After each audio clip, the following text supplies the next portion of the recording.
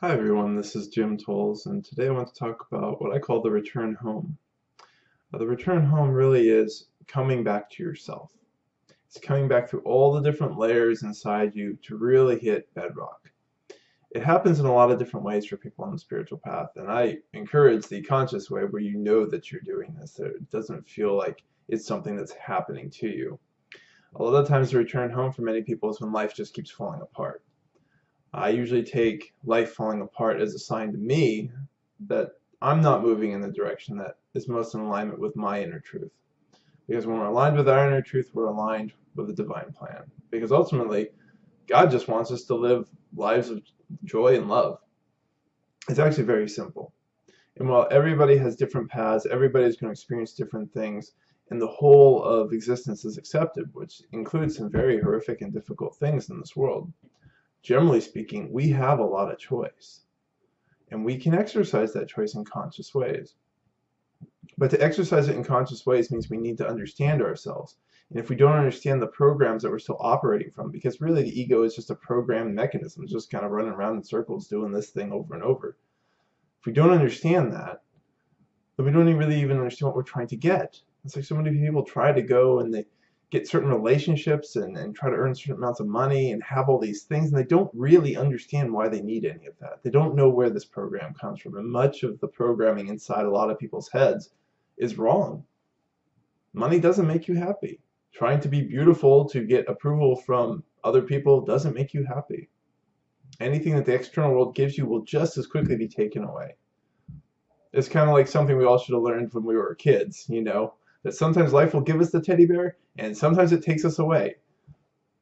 And when it takes it away, if we can learn to release it, we'll be fine. We'll be happy.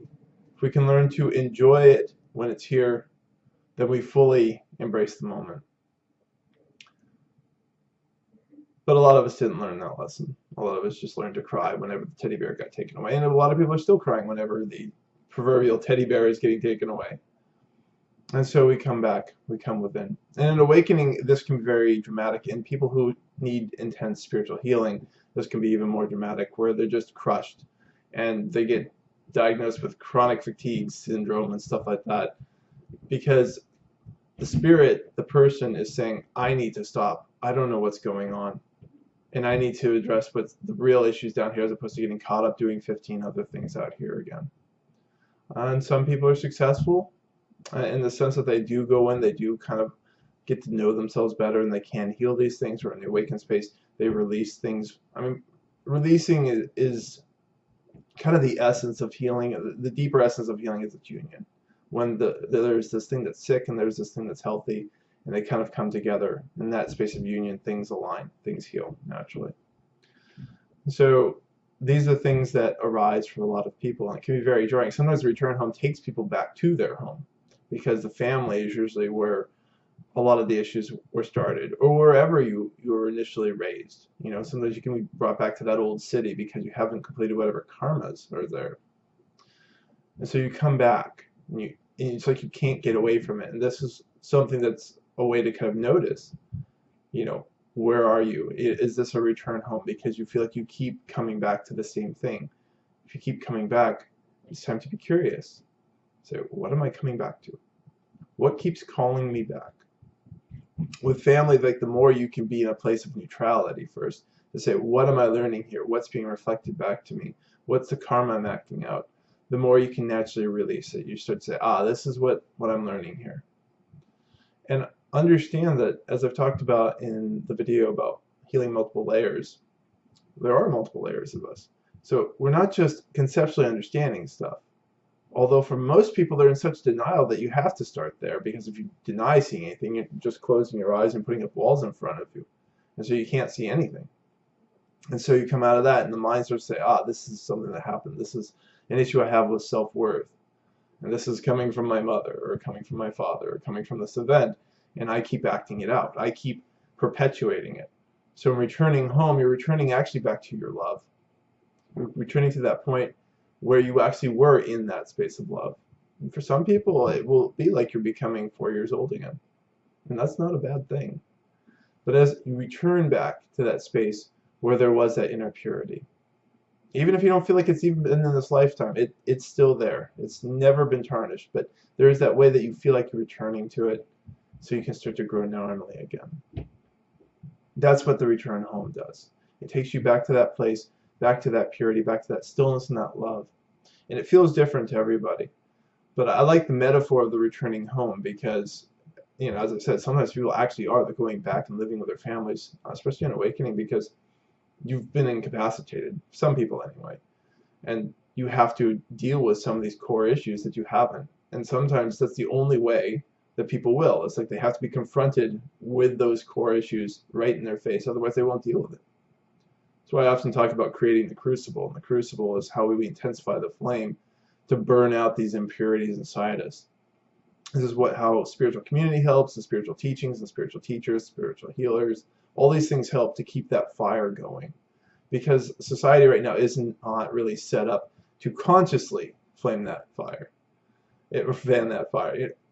It definitely fans the flames all the time, but most people are always assuming that life is just doing bad things to them, as opposed to showing them lessons, and as opposed to just hitting trigger points inside. I tell people that life's not going to stop trying to look for trigger buttons on you. What you can do is find those triggers, those core issues that are getting hit, and let them go inside you. Because then if the trigger is no longer there, somebody can hit this part of you, and you're like, it doesn't bother me. Where before, if somebody says, like, you look terrible in that dress, you still have that horrible self-worth issue, they hit that trigger and you go through the roof, and you're just crying and sad, or you're super angry at them, you want to hurt them or say something bad back to them, right? That's what a trigger does. It's very reactive. And that's the space of the ego, which has something to defend. It has an identity to defend. And so in this case, I'm talking about, ideas of beauty. It's like if you're still defending these ideas of beauty, that's the ego at work. We don't need to look any particular different way. We don't need to have any particular things. We already are. And that's what the return home is showing us, is that we already are. We are perfect as we are. And perfection isn't a set of ideas. It isn't a set of goals. It's just how you are. And if you truly want to embrace perfection, you just simply have to embrace yourself, to completely accept yourself, that nothing, absolutely nothing needs to change. And as I say in other videos, you won't be passive. You won't be just lying around like a lump doing nothing.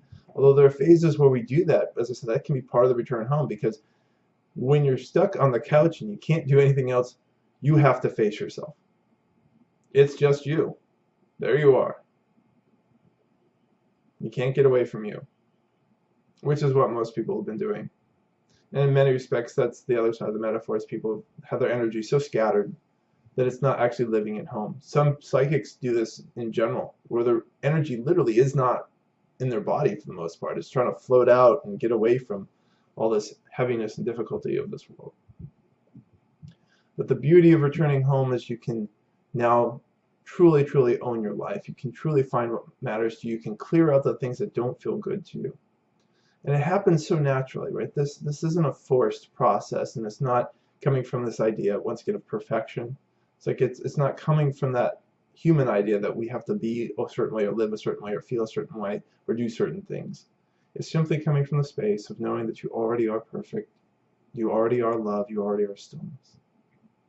That's the gift of returning home, even if initially it seems like there's a lot of rabid dogs in the front yard, and mold, and overflowing toilets, and a huge mess to be dealt with. If there's a mess, it's because of your neglect, and because you put it there.